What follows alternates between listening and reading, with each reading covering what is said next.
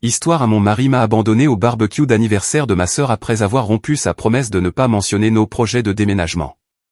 Ensuite, il m'a laissé en plan sans moyen de rentrer chez moi alors que j'étais secrètement enceinte.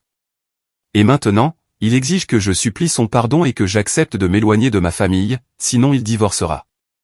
Je n'aurais jamais pensé écrire ceci, mais me voilà. Mon mari Damien, 36 ans, et moi, 33 ans, sommes ensemble depuis 8 ans, mariés depuis 3 ans. Nous nous sommes rencontrés par le biais d'amis communs lors d'un match de football et le courant est passé tout de suite. Il était drôle, attentionné et semblait sincèrement intéressé à nous connaître, moi et ma famille. Nous avons emménagé ensemble après 1 an de relation et nous nous sommes mariés à la mairie 2 ans plus tard. Rien d'extraordinaire, juste nous et nos parents comme témoins. Pour situer le contexte, j'ai grandi à Lyon dans une famille très unie. Mon père, 60 ans, travaille toujours comme mécanicien et ma mère, 59 ans, est infirmière à l'hôpital local. Ma sœur, Emma, 29 ans, vit à environ 15 minutes de là avec son mari, Julien, 31 ans. Ils se sont mariés il y a 4 ans et ont eu un vrai mariage avec environ 100 invités. Mes parents les ont aidés à payer car ils économisaient depuis des années. Damien et moi avons choisi l'option de la mairie simple parce que nous voulions acheter un logement au lieu de dépenser de l'argent pour une seule journée. Du moins, c'est ce que nous avons dit à tout le monde. Damien vient de Marseille. Ses parents ont divorcé quand il avait 19 ans et c'était compliqué. Son père s'est remarié rapidement et sa mère a déménagé sur la Côte d'Azur. Il a un frère cadet, Nathan, 32 ans, à qui il parle peut-être 2 fois par an. Ils ne sont pas proches. Damien a toujours dit que sa situation familiale lui faisait apprécier davantage la mienne. Il venait à tous les dîners du dimanche chez mes parents et semblait apprécier le chaos des réunions de famille. Mon père lui a appris à réparer des problèmes de voiture basiques et ma mère lui préparait des restes à emporter chaque fois que nous leur rendions visite. Il y a environ 4 mois, Damien a commencé à parler de déménager à Limoges. Il travaille dans l'informatique et son entreprise y a un bureau. Le coût de la vie serait moins élevé et nous pourrions nous offrir une maison avec un jardin au lieu de notre appartement exigu. Je n'étais pas complètement contre, mais je n'étais pas non plus prête à faire mes valises et à partir. Toute ma vie est ici, mon travail, ma famille, mes amis. Damien revenait à la charge toutes les quelques semaines, me montrant des annonces immobilières et calculant combien d'argent nous économiserions. Je lui ai dit que j'avais besoin de temps pour y réfléchir. Le problème s'est compliqué il y a environ 6 semaines quand j'ai découvert que j'étais enceinte. Je ne me sentais pas bien depuis un moment et j'ai fait un test. Il était positif. Je ne l'ai pas encore dit à Damien parce que je voulais passer le premier trimestre et aussi parce que je savais que la conversation sur Limoges deviendrait encore plus intense. La seule personne qui le sait est ma mère. Je le lui ai dit il y a 3 semaines quand elle a remarqué que je ne buvais pas de vin au dîner. Elle était excitée mais aussi inquiète pour moi et Damien. Elle voyait bien que quelque chose clochait entre nous. Il y a 2 semaines, Damien a mentionné le déménagement à Limoges à ma mère lors d'une visite. Elle lui a demandé directement si nous l'envisagions sérieusement et il a dit oui, que c'était financièrement logique et que nous serions stupides de ne pas saisir l'opportunité. Ma mère est restée silencieuse après ça. Plus tard, elle m'a dit qu'elle ne pensait pas que c'était une bonne idée pour moi de m'éloigner de la famille, surtout maintenant. J'ai demandé à Damien pourquoi il avait abordé le sujet alors que nous n'avions encore rien décidé. Il a dit qu'il était juste honnête et que ma mère finirait par le savoir. Quoi qu'il en soit, samedi dernier, c'était l'anniversaire de ma sœur Emma. Julien a prévu un barbecue dans leur jardin. C'était censé être décontracté, juste la famille proche et quelques amis de Julien. Environ 20 personnes au total. J'ai demandé spécifiquement à Damien de ne pas mentionner Limoges parce que je savais que cela bouleverserait ma mère et je ne voulais pas gâcher la journée d'Emma. Il a accepté et a dit qu'il n'aborderait pas le sujet. Le barbecue a commencé vers 15 heures. Le temps était parfait et tout le monde était de bonne humeur. Mon père s'occupait du barbecue et ma mère aidait Emma à installer la table. Damien et moi avons apporté une salade de pommes de terre et une caisse de bière. Le frère de Julien, Michael, 28 ans, était là avec sa petite amie.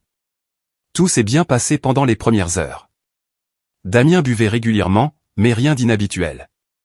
Il a tendance à boire quelques bières lors des événements familiaux. Vers 17 heures, Emma m'a prise à part près du garage. Elle a dit qu'elle et Julien avaient discuté et qu'ils voulaient nous offrir une vraie réception de mariage. Rien d'énorme, peut-être 50 personnes dans un restaurant ou une salle des fêtes. Elle a dit que ça la dérangeait que nous n'ayons jamais pu célébrer correctement et que mes parents s'étaient toujours sentis mal de ne pas nous aider comme ils avaient aidé elle et Julien. J'ai été prise au dépourvu. Je lui ai dit que c'était une gentille pensée, mais que nous n'avions jamais vraiment voulu une grande réception. Elle a dit d'y réfléchir au moins et peut-être d'en parler à Damien. J'en ai parlé à Damien environ 20 minutes plus tard alors que nous étions près de la glacière pour prendre des boissons. Je lui ai dit qu'Emma voulait planifier une réception pour nous. Avant même que je puisse finir d'expliquer, son visage a changé. Il a demandé pourquoi nous perdrions du temps et de l'argent pour ça alors que nous déménagions à Limoges. Il l'a dit assez fort pour que Julien et Michael se tournent tous les deux vers nous. Je lui ai rappelé doucement qu'il avait promis de ne pas parler de Limoges aujourd'hui. Il m'a repoussé d'un geste de la main et a dit que c'était pertinent pour la conversation. Emma est arrivée et a demandé ce que nous pensions de l'idée de la réception.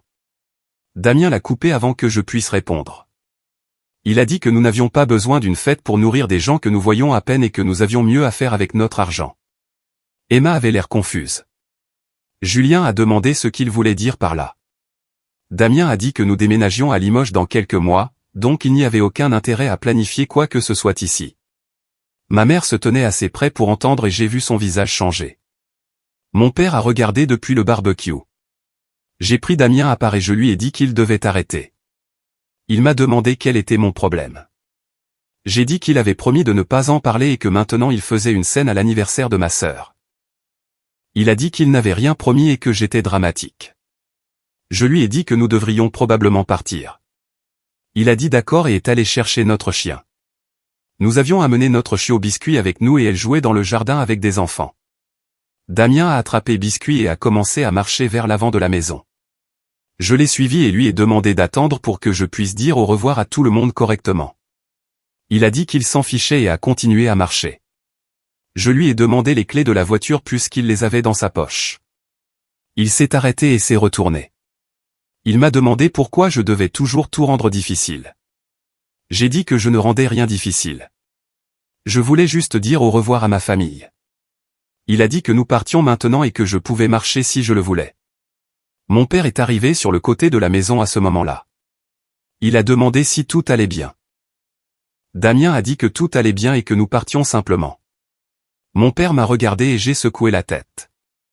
Damien m'a vu faire et son visage est devenu rouge. Il a dit qu'il n'arrivait pas à croire que j'essayais de l'embarrasser devant ma famille. Il a commencé à crier que je ne le soutenais jamais et que je prenais toujours le parti de ma famille contre le sien. Ma sœur et Julien sont sortis. Biscuit aboyait. Damien criait toujours.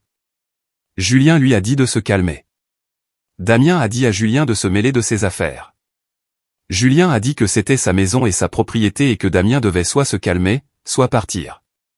Damien a ri et a dit qu'il essayait de partir, mais que je ne voulais pas lui donner les clés. J'ai dit que je n'avais pas refusé. Je lui avais juste demandé d'attendre une minute. Il s'est approché de moi et a tendu la main. Il a dit de lui donner les clés tout de suite. Mon père s'est interposé entre nous. Damien a dit que mon père devait reculer et arrêter de me traiter comme une enfant. Julien a dit à Damien qu'il devait partir immédiatement. J'ai donné les clés à Damien. Il les a prises et a marché vers l'avant de la maison où notre voiture était garée. Je pensais qu'il nous attendrait, moi et Biscuit, mais il est monté dans la voiture et l'a démarré. J'ai appelé son nom. Il a reculé hors de l'allée pendant que je me tenais là, tenant le chiot. Ma mère était sortie à ce moment-là et elle a tout vu.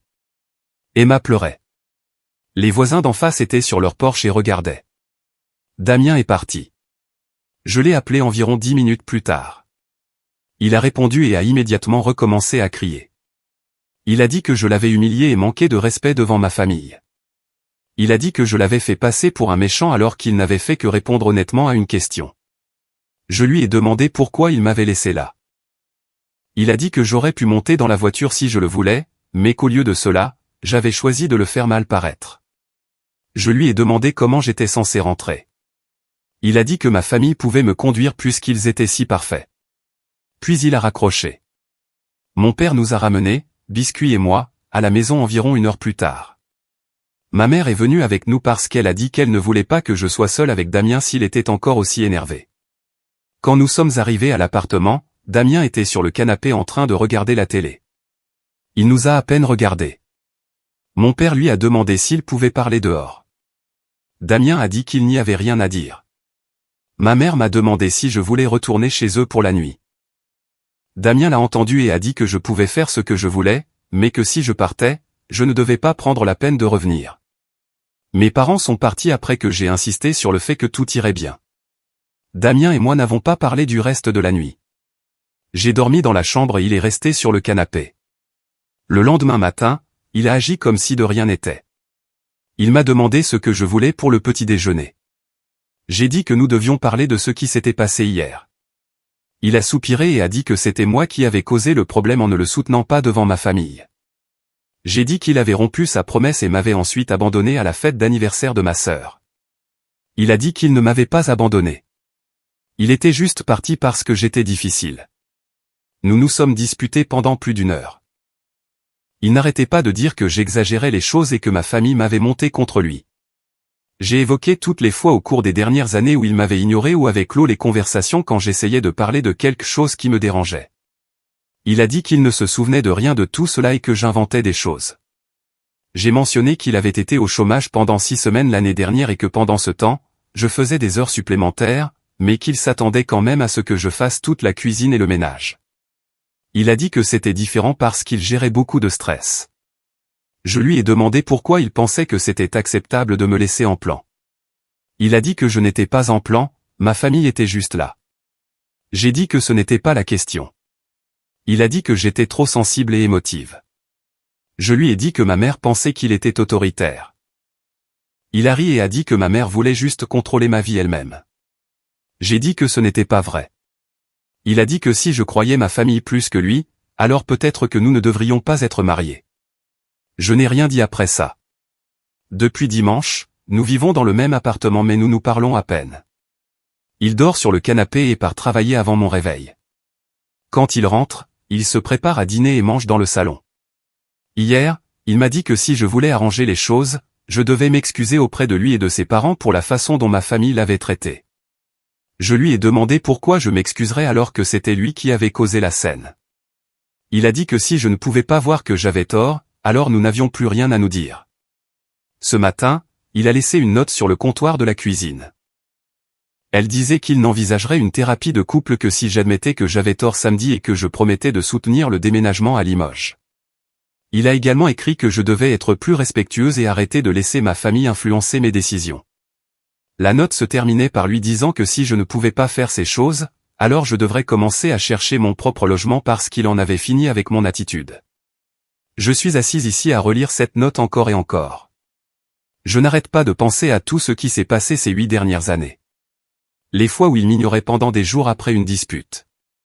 La façon dont il parle de ma famille comme s'ils étaient l'ennemi. Comment il trouve toujours un moyen de faire en sorte que ces problèmes soient de ma faute. J'ai supporté cela pendant si longtemps que je me suis convaincu que c'était normal. Je ne lui ai pas parlé de la grossesse. Une partie de moi pense que cela pourrait changer les choses, mais une autre partie de moi sait que cela ne fera que tout compliquer davantage. Ma mère m'appelle tous les jours pour prendre des nouvelles. Ma sœur m'a envoyé un long texto s'excusant d'avoir évoqué l'idée de la réception. Elle pense que c'est de sa faute si Damien s'est énervé. Je lui ai dit que ce n'était pas du tout sa faute. Je ne sais pas quoi faire. Damien est sérieux au sujet de l'ultimatum. Il veut que je supplie son pardon et que j'accepte de m'éloigner de tout ce que je connais. La grossesse ajoute une autre couche à tout cela. J'ai toujours voulu des enfants, mais pas comme ça. Pas dans une relation où je marche constamment sur des œufs et où je suis blâmé pour tout. Mais je pense aussi à ce que signifierait être un parent célibataire. Je suppose que j'écris ceci pour voir si quelqu'un d'autre a été dans une situation comme celle-ci. Est-ce que ça s'améliore? Quelqu'un peut-il changer s'il ne pense pas avoir fait quelque chose de mal? Ou est-ce que je perds juste plus de temps avec quelqu'un qui ne me respectera jamais? Mise à jour. Je ne pensais pas publier une mise à jour aussitôt, mais il s'est passé beaucoup de choses. Tout d'abord, merci à tous ceux qui ont commenté mon message original. J'ai lu chaque commentaire et ils m'ont aidé à voir les choses plus clairement. Certains d'entre vous ont dit que je devais partir et d'autres que je devais essayer d'arranger les choses. J'apprécie tous les points de vue. Après avoir posté, les choses à la maison ont empiré.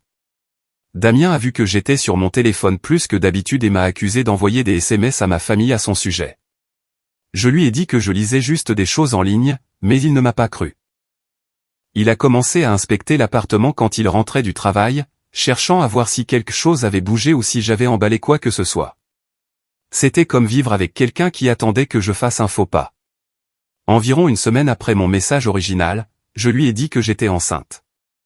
Je ne pouvais plus garder le secret et une partie de moi espérait que cela le sortirait de cet état. Je lui ai dit le soir après son retour à la maison. Il dînait dans le salon et je suis sorti et je l'ai dit. Il a arrêté de mâcher et m'a fixé. Puis il a demandé depuis combien de temps je le savais. Je lui ai dit environ 6 semaines. Il a posé son assiette et a demandé pourquoi je ne le lui avais pas dit plus tôt. J'ai expliqué que je voulais attendre d'être plus avancé et aussi que les choses avaient été tendues entre nous. Il a demandé si ma mère le savait. J'ai dit oui. C'est là qu'il a pété les plombs. Il a commencé à crier sur le fait que je l'avais dit à ma mère avant de lui dire à lui et comment cela prouvait que je ne respectais ni lui ni notre mariage. J'ai essayé d'expliquer que j'avais eu besoin de parler à quelqu'un, mais il continuait à crier plus fort que moi. Il a dit que ma mère m'avait probablement monté la tête tout ce temps pour essayer de me convaincre de le quitter. J'ai dit que ce n'était pas vrai. Il a dit que j'étais une menteuse. Les cris ont continué pendant un moment. Il a dit qu'il ne pouvait pas croire que je lui cacherais quelque chose comme ça. J'ai dit que je le lui avais caché parce que je savais qu'il l'utiliserait pour insister davantage sur le déménagement à Limoges. Il s'est arrêté et m'a regardé. Puis il a dit que Limoges avait encore plus de sens maintenant parce que nous aurions besoin de plus d'espace et d'un meilleur endroit pour élever un enfant. Je lui ai dit que je ne déménageais pas à Limoges. Il a demandé ce que je voulais dire. J'ai dit que je ne quittais pas Lyon, surtout pas maintenant. Il a dit que j'étais égoïste et que je ne pensais qu'à moi-même. J'ai dit que je pensais au bébé et à ce qui serait le mieux. Il a dit que le mieux était que nous déménagions quelque part d'abordable où il pourrait subvenir aux besoins de notre famille.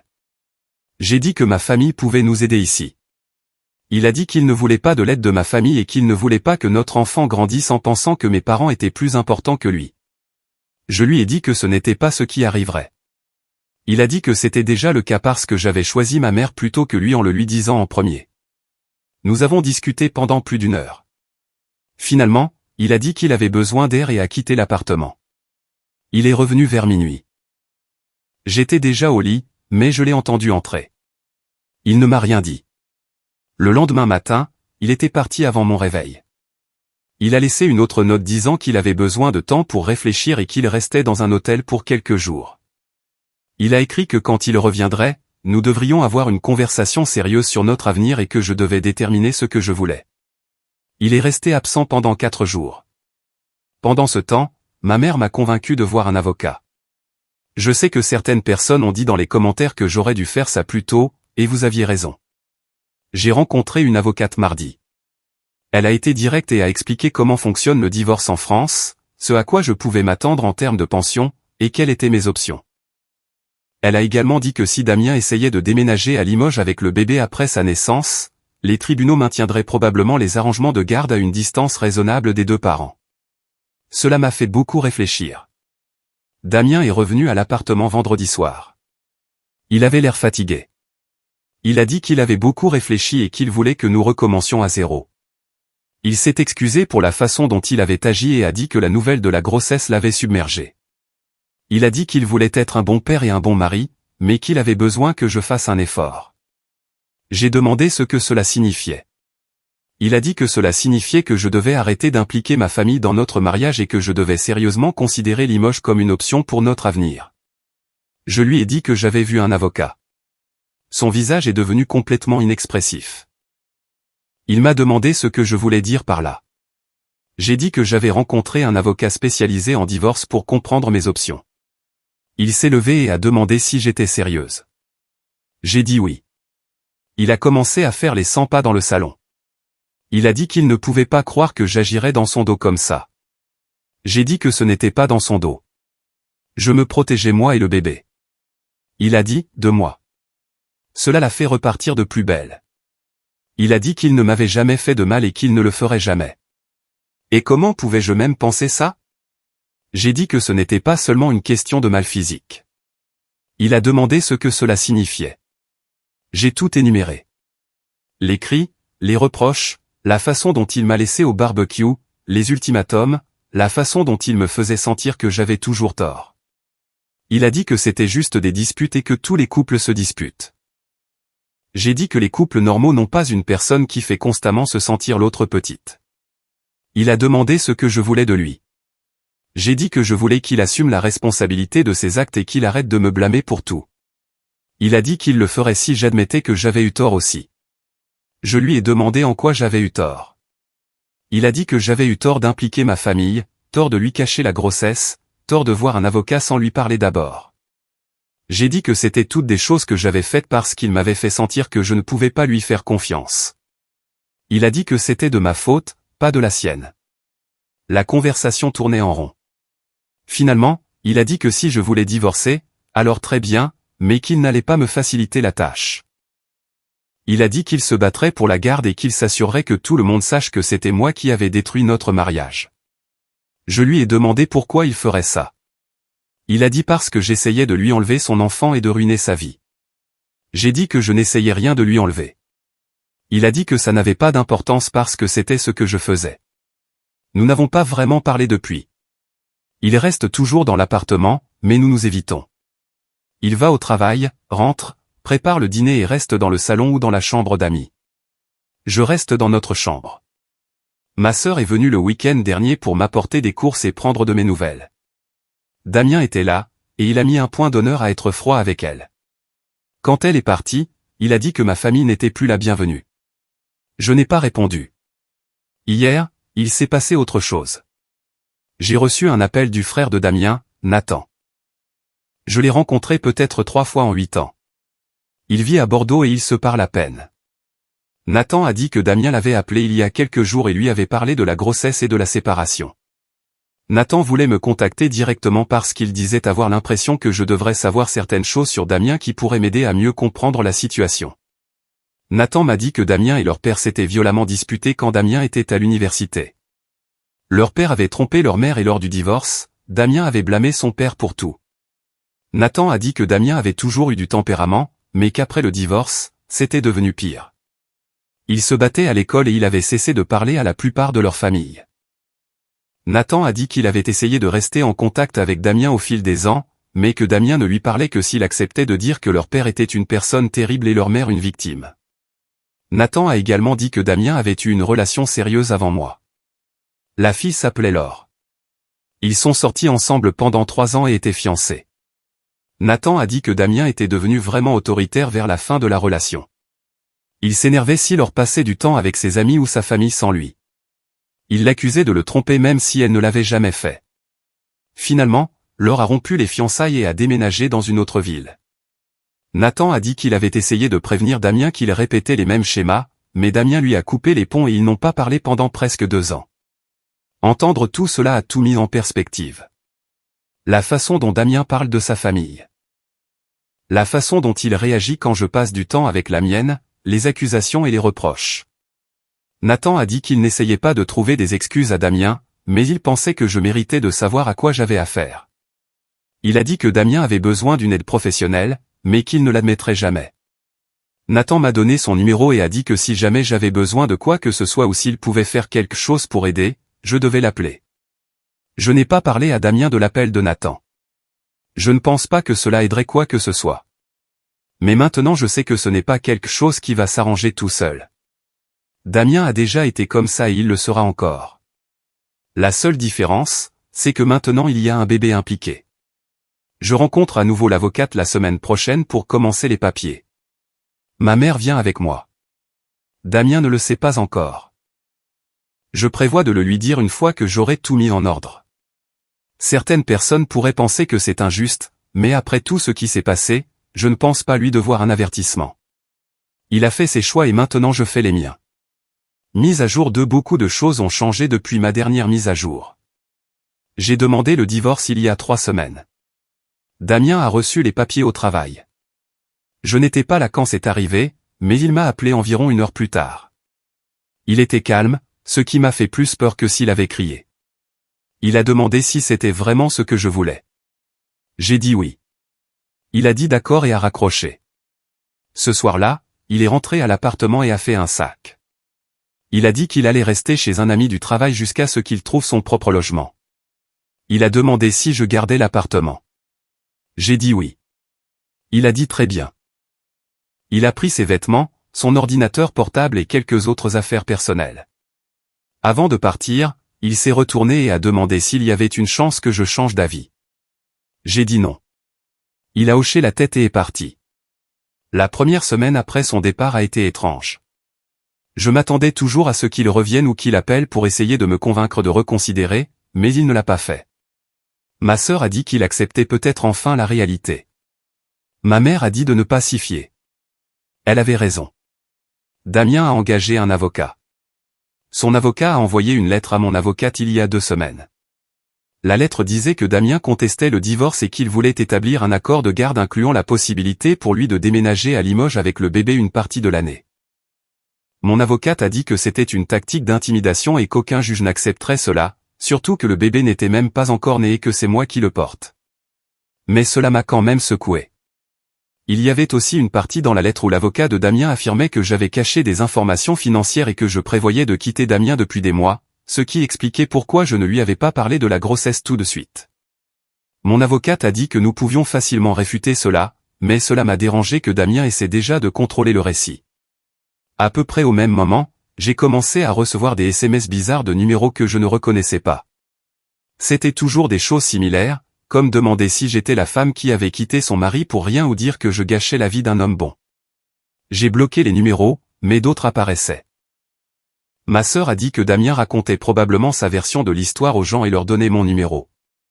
J'ai changé de numéro la semaine dernière. Mes parents ont été incroyables à travers tout cela. Mon père m'a aidé à changer les serrures de l'appartement et ma mère est venue plusieurs fois par semaine pour m'aider à préparer les affaires pour le bébé. Emma et Julien m'ont organisé une petite fête prénatale, baby shower, le week-end dernier. Juste la famille proche et quelques amis. C'était agréable d'avoir quelque chose de positif sur quoi se concentrer. À la fête, ma tante Isabelle, 56 ans, m'a prise à part.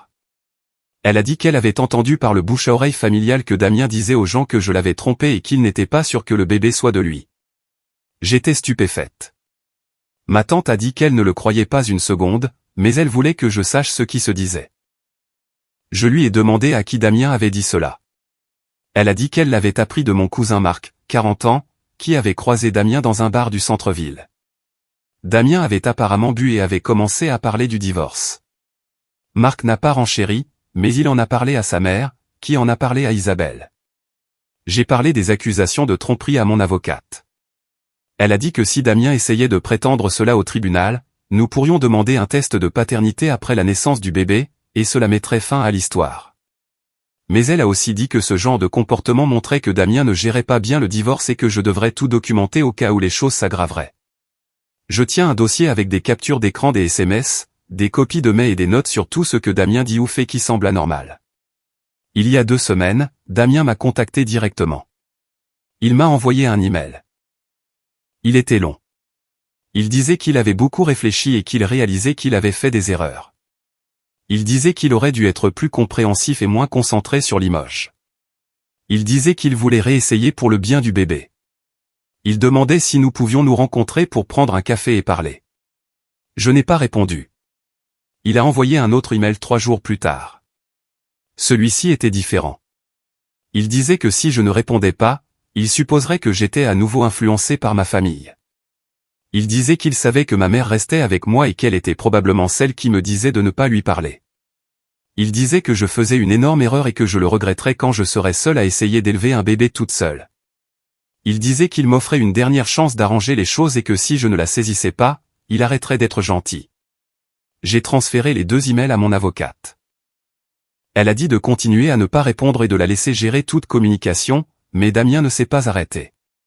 Il a commencé à se présenter à des endroits.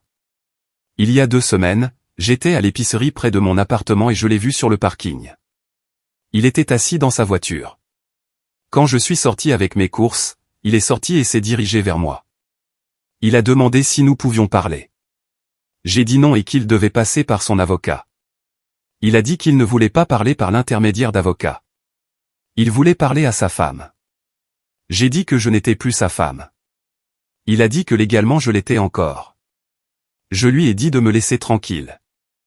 Il m'a suivi jusqu'à ma voiture. Je suis monté et j'ai verrouillé les portes. Il est resté dehors et a continué à parler. Il a dit que j'étais dramatique et que tout ce qu'il voulait, c'était 5 minutes. J'ai démarré la voiture et il a reculé.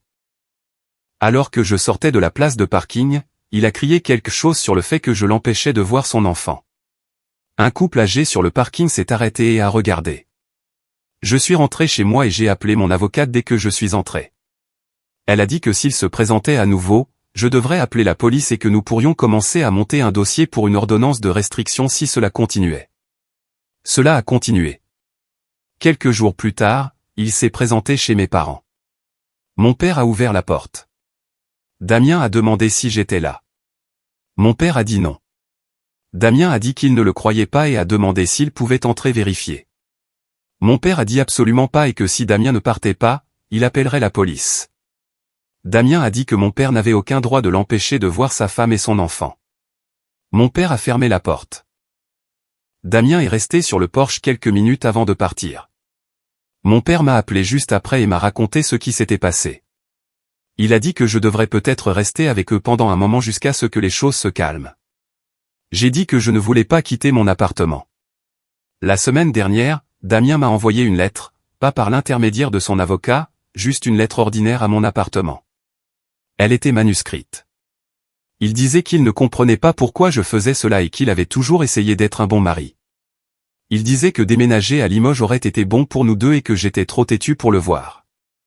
Il disait que ma famille m'avait empoisonné contre lui et qu'une fois le bébé né, je réaliserais que j'avais besoin de lui. Il disait qu'il n'allait pas abandonner et qu'il se battrait pour sa famille quoi qu'il arrive. La lettre m'a donné la chair de poule.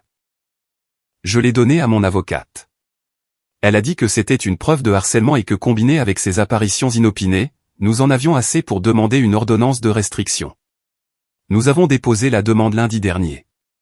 L'audience est prévue pour le mois prochain. En attendant, mon avocate a envoyé une lettre de mise en demeure à Damien et à son avocat. Elle disait qu'il ne devait pas me contacter directement, ni venir à mon appartement ou chez ma famille, ni répandre de fausses informations sur moi. S'il violait l'une de ces choses, il y aurait des conséquences juridiques. L'avocat de Damien a répondu. La réponse disait que Damien essayait simplement de communiquer avec la mère de son enfant et que j'étais déraisonnable en coupant tout contact. Elle disait que Damien avait le droit d'être impliqué dans la grossesse et qu'en l'isolant, je nuisais à sa relation avec son enfant avant même qu'il ne soit né. Mon avocate a dit que c'était un argument faible et que le juge ne s'y tromperait pas. Hier, j'ai eu un rendez-vous chez le médecin. Je suis presque à 6 mois maintenant et tout se passe bien avec le bébé. Après le rendez-vous, je suis allé déjeuner dans un endroit près de la clinique. Pendant que j'attendais ma nourriture, j'ai vu la voiture de Damien sur le parking. Je ne sais pas s'il me suivait ou si c'était une coïncidence, mais je n'ai pas attendu pour le savoir. J'ai laissé ma nourriture et je suis allé directement au poste de police. Je leur ai parlé de l'audience pour l'ordonnance de restriction et du fait que j'avais vu sa voiture. Ils ont dit qu'ils ne pouvaient pas faire grand-chose puisqu'ils ne m'avaient pas approché, mais ils en ont pris note au cas où il se passerait autre chose. Je suis épuisé. Ce n'est pas comme ça que je voulais que les choses se passent. Je voulais juste quitter un mauvais mariage et comprendre comment être maman. Mais Damien rend impossible de passer à autre chose. Mon avocate dit que ce genre de comportement empire souvent avant de s'améliorer, surtout quand l'autre personne a l'impression de perdre le contrôle. Elle a dit que je devais être vigilante et continuer à tout documenter. Ma mère reste avec moi la plupart des nuits maintenant. Elle dit qu'elle ne se sent pas à l'aise de me laisser seule. Mon père prend des nouvelles tous les jours. Emma vient le week-end. Je sais que j'ai de la chance de les avoir, mais je déteste aussi qu'on en soit arrivé là. Je déteste avoir peur dans mon propre appartement. Je déteste devoir regarder par-dessus mon épaule chaque fois que je quitte la maison. Le bébé est prévu dans 3 mois. J'essaie de me concentrer là-dessus et pas sur tout le reste. Mais c'est dur quand Damien trouve constamment des moyens de s'immiscer dans ma vie. Je sais que l'ordonnance de restriction aidera, mais je sais aussi que c'est juste un bout de papier.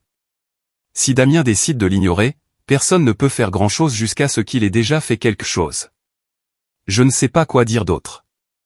Je suppose que je voulais juste mettre à jour tous ceux qui ont suivi l'histoire. Merci pour le soutien. Cela m'a aidé plus que vous ne le pensez. Dernière mise à jour, ce sera ma dernière mise à jour. Le bébé est là. J'ai eu une fille il y a 3 semaines. Elle est en bonne santé et parfaite, et j'essaie de me concentrer là-dessus. L'ordonnance de restriction a été accordée environ un mois avant mon accouchement. Damien devait rester à au moins 150 mètres de moi, de mon appartement et des maisons de ma famille. Il lui a également été ordonné de ne pas me contacter directement. Toute communication concernant le bébé devait passer par les avocats. Pendant un moment, il a semblé qu'il suivait réellement l'ordre. Je ne l'ai pas vu ni entendu parler de lui. Mon avocate a dit que son avocat avait confirmé que Damien comprenait les termes et s'y conformerait. J'ai accouché un mardi matin. C'était plus tôt que prévu. J'ai perdu les os vers 4 heures du matin et ma mère m'a conduite à l'hôpital. Le travail a été long, mais tout s'est bien passé. Mes parents et Emma étaient dans la salle d'attente. Quand le bébé est né, ma mère a pleuré. Emma a pris environ 100 photos. Mon père l'a tenu et n'a pas dit grand-chose, mais je voyais qu'il était submergé d'émotions. C'était une bonne journée. L'un des plus beaux jours de ma vie. Je l'ai appelée Claire. Pas encore de deuxième prénom. J'y réfléchis encore. Le personnel de l'hôpital a été formidable. Ils m'ont installé dans une chambre privée et se sont assurés que j'avais tout ce dont j'avais besoin. Je suis resté 2 jours. Pendant ce temps, ma famille a visité et apporté des fleurs et des animaux en peluche. Emma a apporté un body qui disait « ça valait l'attente » et nous avons tous ri parce que Claire était arrivée avec 2 semaines d'avance. Le deuxième jour, une infirmière est entrée et a dit qu'il y avait quelqu'un dans la salle d'attente qui demandait après moi. Elle a dit que l'homme prétendait être le père et voulait voir le bébé. Mon estomac s'est noué. J'ai dit à l'infirmière que j'avais une ordonnance de restriction et qu'il n'avait pas le droit d'être là. Elle a dit qu'elle préviendrait la sécurité. Environ 10 minutes plus tard, un agent de sécurité est venu dans ma chambre et a dit que Damien avait été escorté hors de l'hôpital. Il avait essayé d'argumenter, mais ils lui ont fait comprendre qu'il devait partir ou ils appelleraient la police. J'ai appelé mon avocate depuis l'hôpital. Elle a dit que le fait que Damien se présente était une violation de l'ordonnance de restriction et que nous pouvions porter plainte. J'ai dit oui. Elle a rempli les papiers cet après-midi-là. La police est allée à l'appartement de Damien plus tard ce jour-là.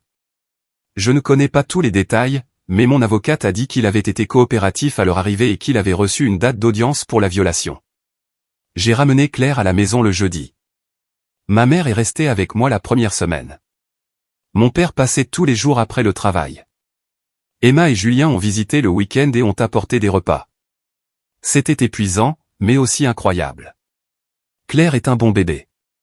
Elle dort quelques heures d'affilée et ne pleure pas trop. Je sais que j'ai de la chance. La date d'audience de Damien pour violation de l'ordonnance de restriction était 2 semaines après la naissance de Claire. Je n'avais pas besoin d'être là, mais mon avocate y est allée. Elle m'a appelé après et a dit que Damien avait été reconnu coupable d'outrage. Il a reçu une amende et l'ordonnance de restriction a été prolongée. Ses droits de visite ont également été suspendus jusqu'à ce qu'il termine un programme de gestion de la colère et un cours de parentalité. La juge a dit que le comportement de Damien montrait qu'il n'était pas prêt à être copart et que tant qu'il ne pourrait pas démontrer qu'il pouvait suivre des règles de base, il ne serait pas autorisé à avoir des contacts non surveillés avec Claire. L'avocat de Damien a argumenté qu'il voulait juste voir sa fille et que l'ordonnance de restriction était trop sévère. La juge n'était pas d'accord. Elle a dit que Damien avait eu de multiples occasions de gérer les choses de manière appropriée et qu'il avait choisi de ne pas le faire. Elle a dit que la sécurité et le bien-être de l'enfant et de la mère étaient la priorité. Je n'ai pas entendu parler de Damien depuis. Son avocat a envoyé une lettre à mon avocate la semaine dernière demandant si nous pouvions établir un calendrier de visite surveillé une fois que Damien aurait terminé les programmes requis. Mon avocate a dit que nous l'envisagerions, mais seulement s'il y avait une tierce partie neutre présente, et seulement si Damien pouvait prouver qu'il avait réellement terminé les programmes et qu'il les prenait au sérieux. Nous n'avons pas encore eu de réponse. La vie est différente maintenant. Je m'adapte au fait d'être maman et je découvre comment tout faire toute seule. Ma famille a été d'une aide immense.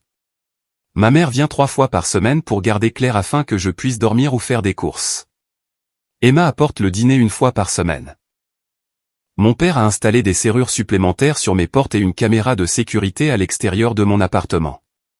Je ne lui avais pas demandé, mais je suis contente qu'il l'ait fait. J'ai repris le travail à temps partiel il y a 2 semaines. Mon patron a été compréhensif et me laisse travailler de la maison la plupart du temps.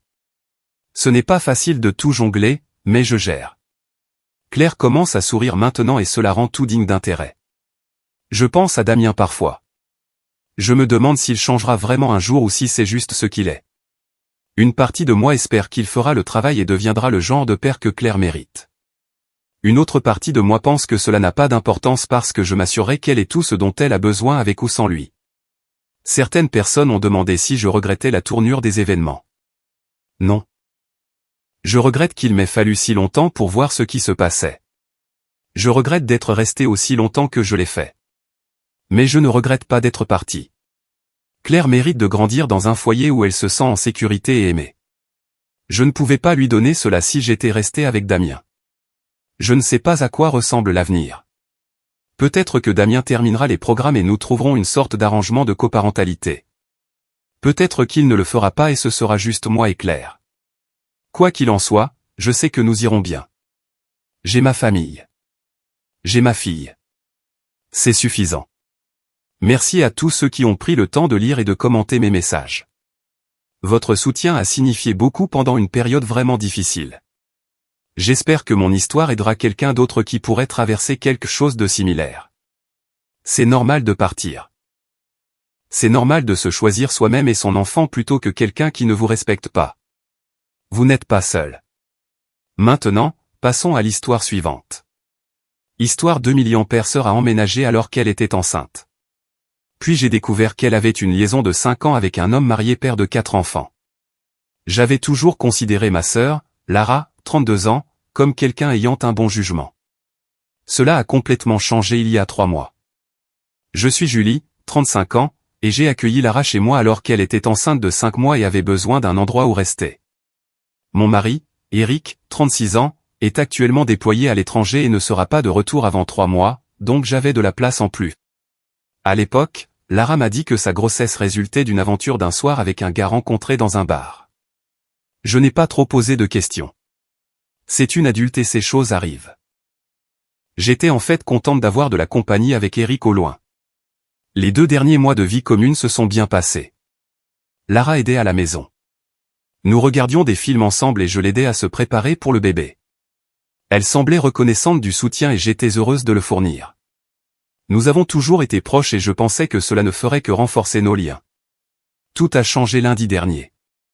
Je suis rentré du travail vers 17h30 pour trouver Lara sur notre porche, engagée dans une dispute animée avec une femme que je n'avais jamais vue auparavant. Cette femme avait environ notre âge, peut-être un peu plus âgée, habillée en tenue de travail décontractée et avait l'air absolument furieuse. En remontant l'allée, j'ai vu la femme frapper l'épaule de Lara avec son doigt assez fort pour que Lara recule. Ma sœur est enceinte de 8 mois maintenant, et voir quelqu'un la toucher physiquement avec colère m'a fait me précipiter. J'ai dit à Lara de rentrer, ce qu'elle a fait immédiatement, me suppliant pratiquement de faire partir la femme. La femme a tourné son attention vers moi, le visage rouge de colère. J'ai essayé de désamorcer la situation, disant que peu importe ce qui se passait, cela devait cesser maintenant, car ce n'était bon pour personne. C'est là que tout a explosé. La femme a demandé si je couchais aussi avec son mari. Je suis restée là complètement stupéfaite, totalement confuse par l'accusation. La femme a alors révélé que ma sœur avait une liaison avec son mari depuis 5 ans. Pas une aventure d'un soir, mais une relation à long terme avec un homme marié. Elle a sorti un dossier épais de son sac et me l'a tendu. À l'intérieur se trouvaient des SMS imprimés, des emails, des photos d'eux ensemble, et même des reçus d'hôtels et de restaurants. Les preuves étaient accablantes et remontaient à des années. Selon ces documents, ma sœur savait depuis le début que cet homme était marié. Non seulement cela, mais cette femme était mère au foyer de leurs 4 enfants, dont l'un souffrait de graves handicaps suite à un accident de voiture. Les messages montrent que le mari avait récemment emmené ma sœur en lune de miel prénatale pour célébrer sa grossesse. Le dossier contenait des années de messages entre eux où le mari promettait à plusieurs reprises de quitter sa femme bientôt. Des promesses que ma sœur croyait clairement malgré le fait que 5 ans se soient écoulés sans changement. Ce qui m'a le plus dérangé, ce sont les messages où Lara semblait accepter d'être l'autre femme, en tirant presque une fierté. Je me suis excusé auprès de la femme pour mon ignorance de la situation et je lui ai demandé de partir, disant que continuer cette confrontation n'allait rien accomplir. J'étais aussi inquiète que les voisins n'appellent la police si les choses s'aggravaient. Elle est partie, toujours visiblement furieuse, mais pas avant de me donner son numéro de téléphone sur un post-it et de me supplier de ne pas laisser son mari entrer chez moi. J'ai promis qu'absolument aucun homme ne mettrait les pieds dans ma maison. Quand je suis rentré, Lara a immédiatement commencé à me dire de ne rien croire de ce que cette folle avait dit, prétendant qu'elle n'était qu'une ex-femme vindicative. Je l'ai confrontée directement. Si c'était une ex-femme, nous pourrions facilement rechercher les dossiers de divorce en ligne. Le visage de Lara s'est décomposé, et j'ai su que la femme avait dit la vérité. Nous nous sommes disputés intensément. Lara a insisté sur le fait que je ne comprendrais jamais, que c'était une question d'amour, et a répété des excuses que je suis sûr que le mari lui avait servi pour expliquer pourquoi il ne pouvait pas encore quitter sa femme. Les enfants avaient besoin de stabilité. La situation financière était compliquée, le timing n'était pas bon. Je l'ai traitée de naïve et je lui ai dit clairement qu'elle était une briseuse de ménage qui avait participé à la destruction d'une famille. Malgré ma colère, j'ai pris la décision de laisser Lara continuer à vivre avec moi. Je l'ai fait en partie parce que je ne voulais pas qu'elle devienne un fardeau financier pour la famille de cette femme. Tout argent que le mari donnerait à Lara proviendrait de fonds qui devraient aller à ses enfants. J'ai aussi pensé à mon neveu à naître. Il ne méritait pas de naître sans abri à cause des mauvais choix de sa mère. Lara a demandé si je l'aimais toujours. Je devais être honnête à ce moment-là. Je ne pouvais pas dire que oui. Je lui ai dit que j'aiderais toujours mon neveu et que je ne la mettrais pas en danger, mais que je ne pouvais pas apprécier quelqu'un qui s'était révélé indigne de confiance. J'ai clairement indiqué que je ne lui faisais pas confiance autour de mon mari quand il reviendrait. Et franchement, je ne faisais plus du tout confiance à son jugement. Je lui ai fait signer un contrat de location formel pour me protéger. Dans les jours qui ont suivi, Lara a supplié à plusieurs reprises mon pardon. Je n'arrêtais pas de lui dire qu'il n'y avait rien à pardonner. Ce n'était pas à propos de moi. Je ne savais tout simplement plus qui elle était. La sœur que je croyais connaître ne participerait jamais à quelque chose comme ça pendant 5 ans. Ce qui a rendu les choses pires, c'est d'apprendre que Lara avait rencontré les enfants. Elle était allée au zoo avec eux et leur père. Elle a admis plus tard qu'elle voulait que les enfants apprennent à la connaître pour pouvoir assumer le rôle de mère dès qu'il divorcerait de sa femme. La nature calculée de tout cela m'a rendu malade. J'ai vu des situations comme celle-ci se dérouler d'innombrables fois dans mon travail de travailleuse sociale. Le mari n'allait pas quitter sa femme pour Lara. Une fois l'excitation de la liaison passée et la réalité de devoir soutenir un autre enfant installé, il deviendrait probablement rien de plus qu'un chèque par la poste et peut-être un cadeau de Noël occasionnel. Lara refusait de voir cela, convaincue que leur grand amour surmonterait tous les obstacles. Je n'allais pas dire à Lara d'interrompre sa grossesse. Ce n'est pas ma place et je ne suggérerais jamais une chose pareille. Je n'allais pas non plus surveiller son téléphone ou exiger l'accès à ses appareils. Ce serait envahissant et mauvais. Mais je ne pouvais pas prétendre que les choses étaient normales entre nous. La vérité fondamentale est que je ne sais plus qui est ma sœur. Je l'ai toujours vue comme intelligente, gentille et éthique. Comment cette personne a-t-elle pu sciemment s'impliquer avec un homme marié? Comment a-t-elle pu justifier cela parce qu'ils étaient amoureux? Comment a-t-elle pu amener ce chaos dans ma maison que je lui ai ouverte par gentillesse? Je continue de partager ma maison avec elle, mais notre relation a fondamentalement changé. Je ne veux pas qu'elle devienne financièrement dépendante de cet homme. D'après mon expérience professionnelle, j'ai vu trop de femmes dans la position de Lara se retrouver piégées dans des relations toxiques parce qu'elles ont besoin d'un soutien financier. Elle se fait déjà des illusions sur leur relation, et je ne veux pas permettre une dépendance qui soit aussi financière. Pour l'instant, je traite Lara comme une colocataire plutôt que comme une sœur. Je suis civile mais distante. Je m'assure qu'elle a ce dont elle a besoin physiquement, surtout pour la grossesse. Mais émotionnellement, j'ai pris du recul. Cela la rend folle. Elle continue de supplier pour que les choses reviennent à la normale, mais j'ai besoin de temps. Les choses ne peuvent pas revenir à la normale du jour au lendemain quand on découvre que quelqu'un n'est pas qui on pensait qu'il était. Mise à jour, cela fait 2 semaines que j'ai découvert la vérité sur la liaison de Lara. La cohabitation a été tendue, mais gérable. J'ai maintenu l'approche de la colocataire, polie mais distante. Je m'assure qu'elle assiste à tous ses rendez-vous prénataux et qu'elle a des repas sains, mais notre proximité d'avant a disparu. Lara a essayé d'expliquer comment la liaison a commencé, espérant que je comprendrais mieux. Elle a admis qu'elle avait toujours su qu'il était marié, mais croyait pouvoir dire à quel point Cédric, c'est son nom, était malheureux dans son mariage.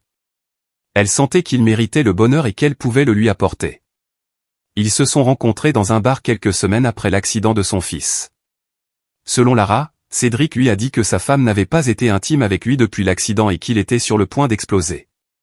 Quand elle m'a dit cela, je l'ai juste regardée, incapable de comprendre comment elle pouvait utiliser cela pour justifier ses actions. J'ai demandé pourquoi elle s'impliquerait sciemment avec un homme marié, comprenant le mal que cela causerait. Sa réponse a été qu'elle voulait être une épouse et une mère, et cela incluait ses enfants. Elle croyait sincèrement que Cédric divorcerait de sa femme pour qu'ils puissent tous passer à autre chose et être heureux ensemble. Sa capacité à rationaliser son comportement m'a laissé sans voix. 3 jours après notre conversation, Cédric s'est présenté chez nous à l'improviste. Il a prétendu qu'il avait quitté sa femme et voulait être avec Lara. Je lui ai immédiatement dit de partir ou j'appellerai la police. Lara était furieuse contre moi, m'accusant de ruiner sa chance de bonheur. J'ai clairement indiqué ma position. Si Cédric venait à nouveau à la maison, je commencerais une procédure d'expulsion. Elle pouvait sortir avec qui elle voulait, mais pas sous mon toit, et si elle prévoyait de l'avoir près d'elle après la naissance du bébé, elle devrait trouver son propre logement. La nouvelle de la liaison s'est répandue rapidement dans notre communauté. En faisant les courses le week-end dernier, une femme a carrément craché sur Lara au rayon fruits et légumes. Beaucoup d'amis de Lara ont coupé les ponts avec elle, la traitant de briseuse de ménage. Certaines de ses amies mariées ont explicitement dit qu'elles ne voulaient pas d'elle près de leur mari. Je n'ai pas dit « je te l'avais dit » une seule fois, même si la tentation a été forte. La situation a pris un autre tournant lorsque nous avons croisé de manière inattendue la femme de Cédric, Caroline, dans un café local. Lara s'est approchée d'elle et a suggéré qu'ils pourraient tous avoir une bonne relation pour le bien des enfants. Caroline a ri froidement et a dit à Lara qu'elle avait fait ses choix et qu'elle devrait vivre avec. Caroline n'avait aucune intention de lui faciliter la tâche. Lara était dévastée et a passé les 3 jours suivants à peine sortir de son lit. Je me suis assuré qu'elle mangeait et s'hydratait, mais je n'ai pas pu me résoudre à lui offrir du réconfort émotionnel. La blessure était encore trop fraîche, et sa conviction continue qu'elle était en quelque sorte la victime de la situation me maintenait à distance.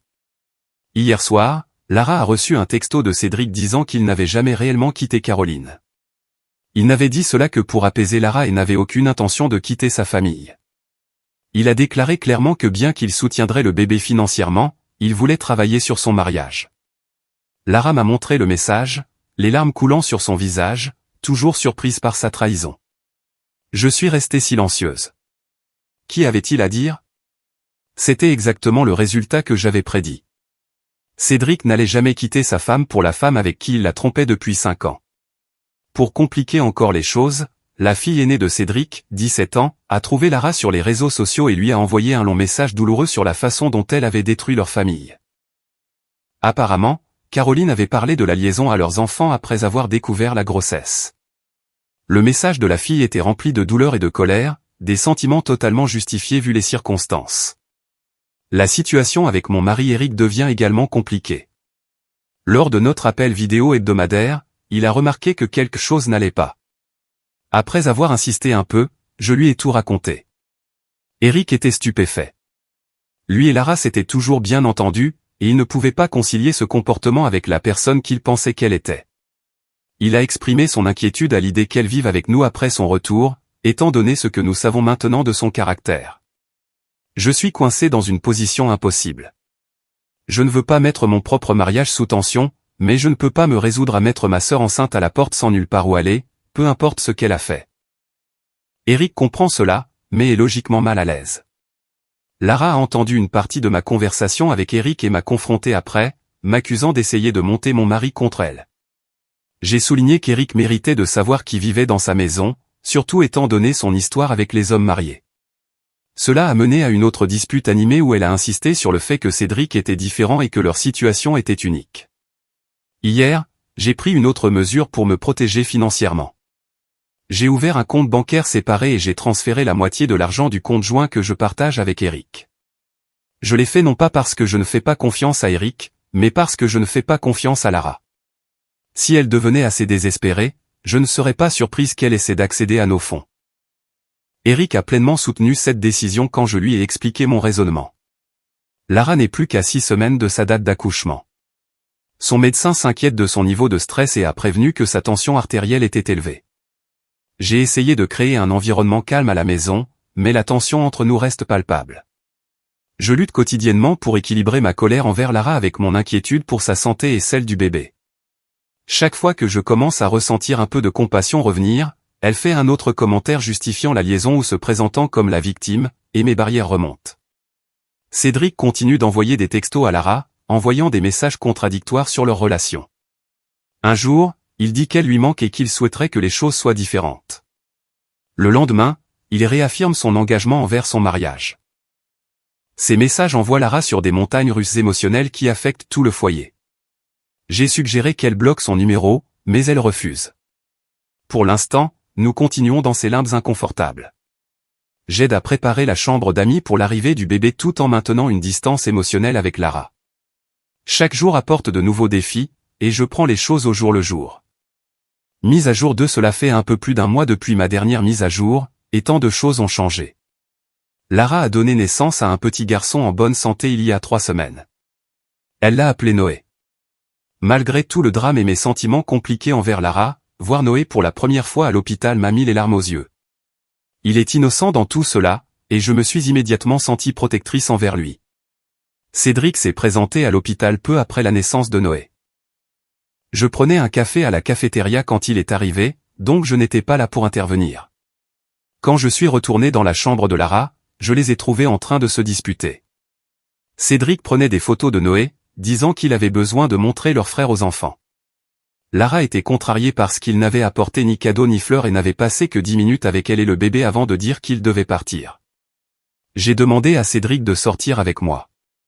Dans le couloir, je lui ai dit clairement que son comportement était inacceptable. S'il voulait être dans la vie de Noé, il devait s'engager à être une présence constante, pas juste quelqu'un qui se montrait quand ça l'arrangeait. Il est devenu défensif, disant que je ne comprenais pas la complexité de sa situation. Je lui ai rappelé que sa situation complexe était entièrement de sa propre création.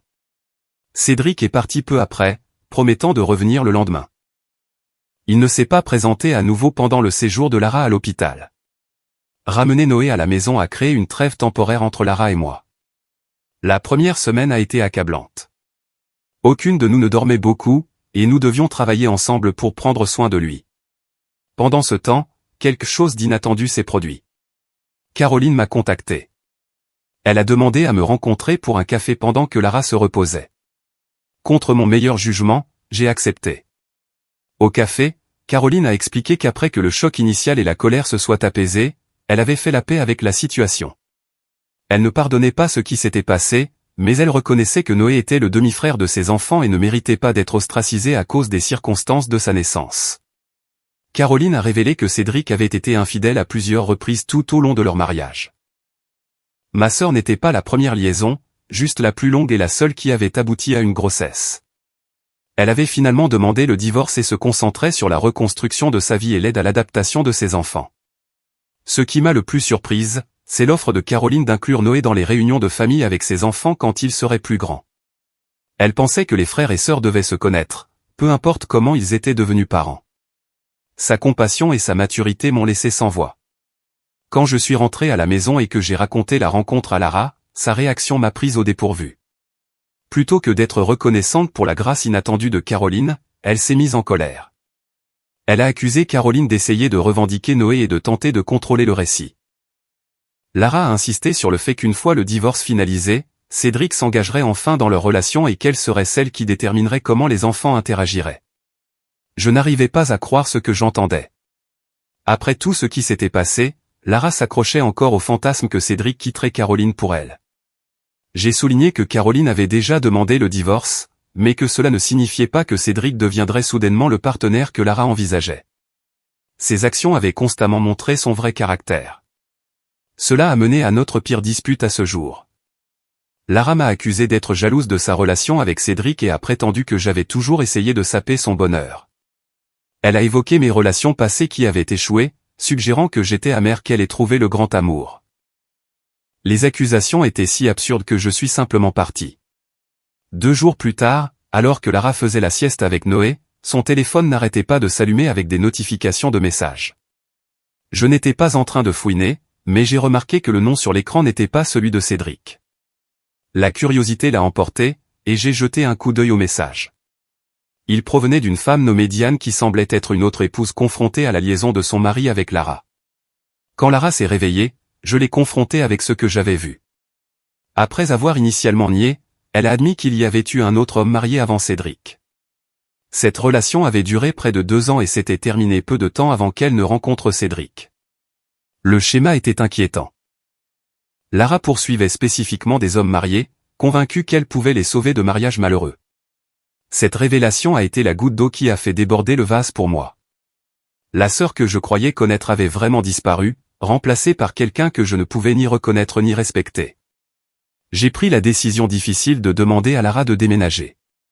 Je lui ai donné 6 semaines pour trouver un nouveau logement, proposant d'aider avec le premier mois de loyer et le dépôt de garantie pour m'assurer qu'elle et Noé s'en sortiraient.